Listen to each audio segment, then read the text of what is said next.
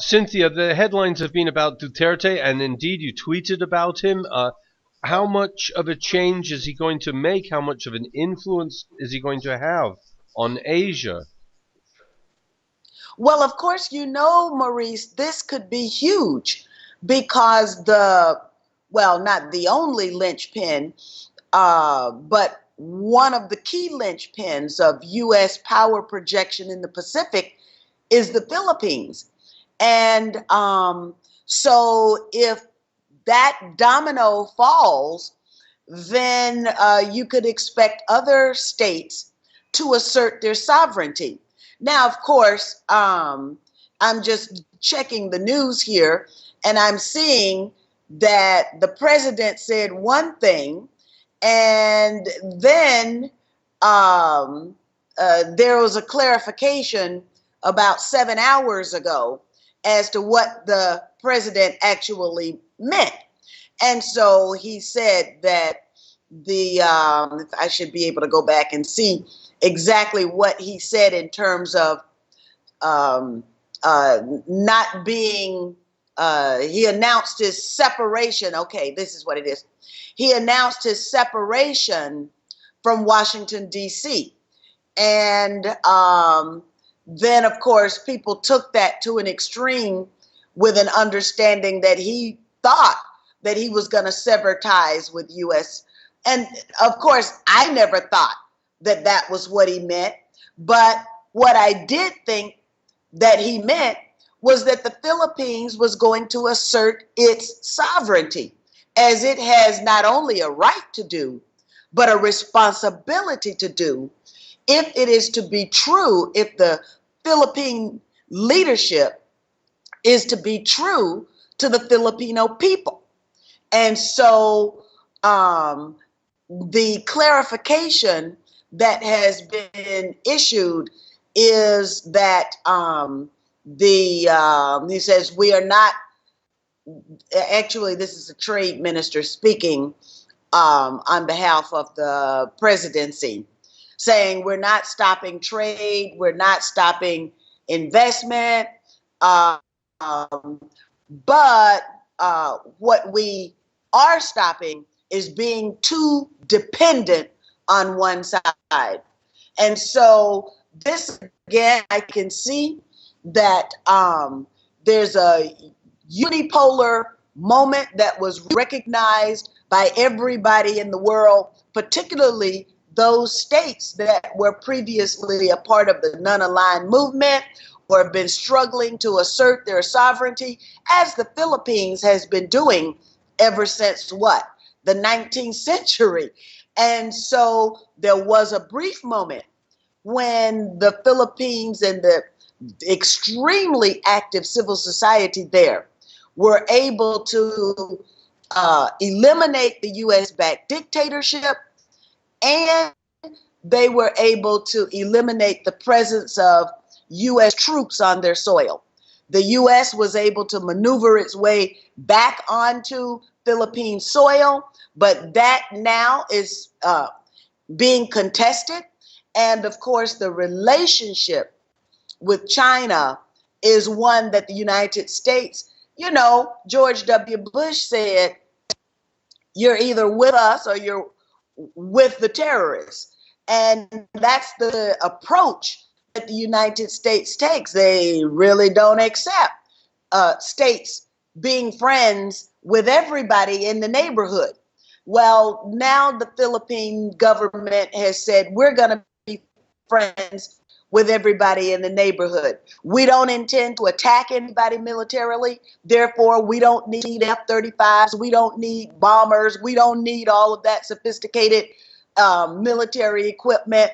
And therefore, we can shop around and we can get the equipment that we need, the helicopters and the small planes. We can get that from China at a much better price. And China is going to, I think it's giving $9 billion in soft loans. It's going to help build infrastructure, which is something China's kind of known for throughout the world. It wins the hearts and minds of governments more than American policy. Wouldn't that be right? Well, I have had the great fortune to travel around the world. And one of the things that I can tangibly see is a result of Chinese investment in other countries. They build roads, they build amphitheaters, they build convention centers.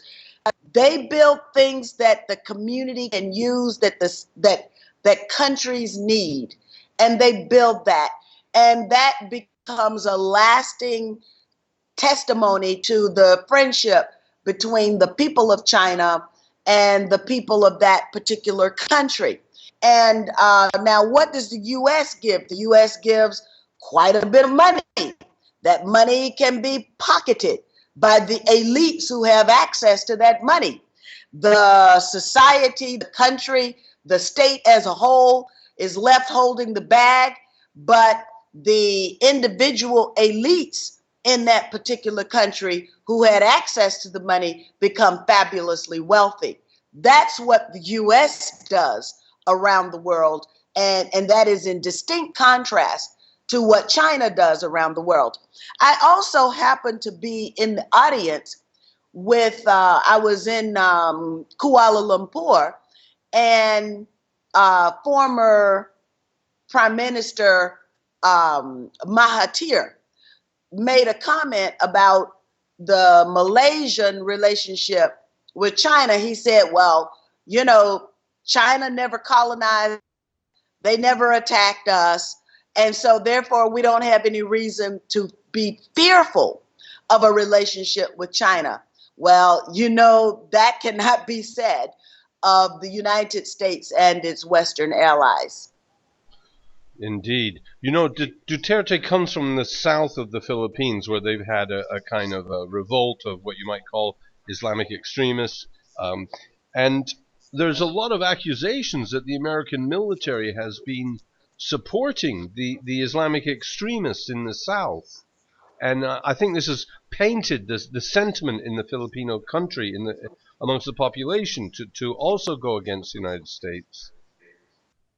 Well, I was in Manila for well, actually, not for, there was a conference that took place just prior to the ASEAN conference. So I was literally trying to find any plane whatsoever that I could get out of Manila because the airspace had been shut down because all of the dignitaries were arriving for the conference. And of course, Obama went there as well. And it was at that point that I was able to see that the civil society, in terms of the support for the presence of U.S. troops, the civil society, at least that I was with, is greatly opposed to it. Now, there's another point about the Philippines that I have not really had the opportunity to do much research on. I needed to get out of this conference, but the conference was actually go to Mindanao, so I was not able to go there in order to see for myself. But I remember reading that you had an insurgency in Mindanao, and when I read deeply into this particular article that was describing what was going on and why, basically, this area didn't have any electricity. And I remembered when I went to Cuba and went all the way up to the top of the mountains, and the one of the first objectives or goals of the revolutionary government was to make sure that everybody, no matter how high they were up in the mountains, that they had access to electricity. And so I remember reading this article and saying to myself, why was it that this particular area did not have electricity? And that this particular area was the poorest area in the Philippines.